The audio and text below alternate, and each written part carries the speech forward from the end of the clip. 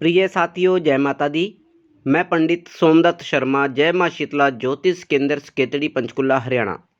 प्रिय साथियों, आज हम बात करते हैं अहोई अष्टमी व्रत के बारे में। अहोई अष्टमी पूजा मुहूर्त 2023। अहोई अष्टमी व्रत 5 नवंबर 2023 को मनाया जाएगा। अहोई अष्टमी पूजा मुहूर्त शाम 5:33 से लेकर शाम 6:52 तक है।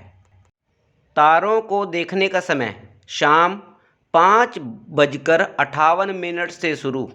चंद्रमा उदय का समय प्रातः 12:02 पर यानी 6 नवंबर। अहोई अष्टमी के दिन चंद्रमा देर से उदित होता है।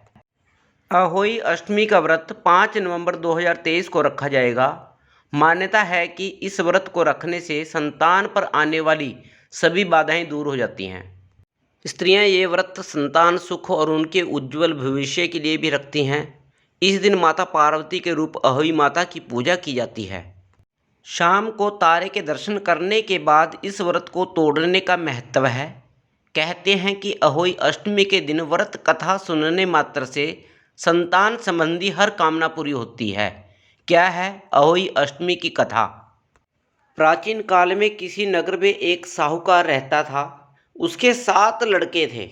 दीपावली से पहले साहूकार की स्त्री घर की लीपापोती के लिए मिट्टी लेने खदान में गई और कुदाल से मिट्टी खोदने लगी। देवयोग से उसी जगह पर एक सेह की मांद थी।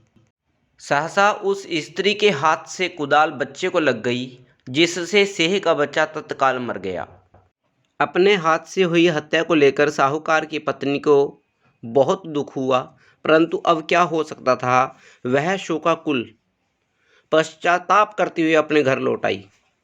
कुछ दिनों के बाद उसके बेटे का निधन हो गया। फिर अचानक दूसरा, तीसरा और इस प्रकार वर्ष भर में उसके सभी बेटे मर गए।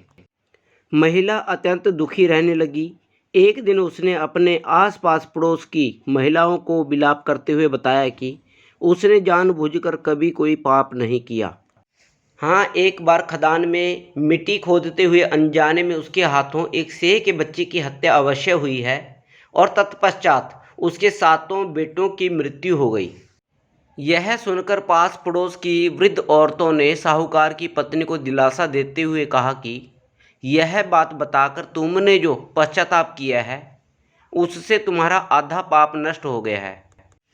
अब तुम उसी अष्टमी को भगवती माता की शरण लेकर सेह और सेह के बच्चों का चित्र बनाकर उनकी आराधना करो और क्षमा याचना करो। ईश्वर की कृपा से तुम्हारा पाप धुल जाएगा। साहूकार की पत्नी ने वृद्ध महिलाओं की बात मानकर कार्तिक मास की कृष्ण पक्ष की अष्टमी को उपवास व पूजा याचना की। वह हर वर्ष नियमित रूप से ऐसा करने लगी। तत्पश्चात उसे 7 पुत्र रत्नों की प्राप्ति हुई। तभी से अहोई व्रत की परंपरा प्रचलित हो गई। अहोई माता की जय।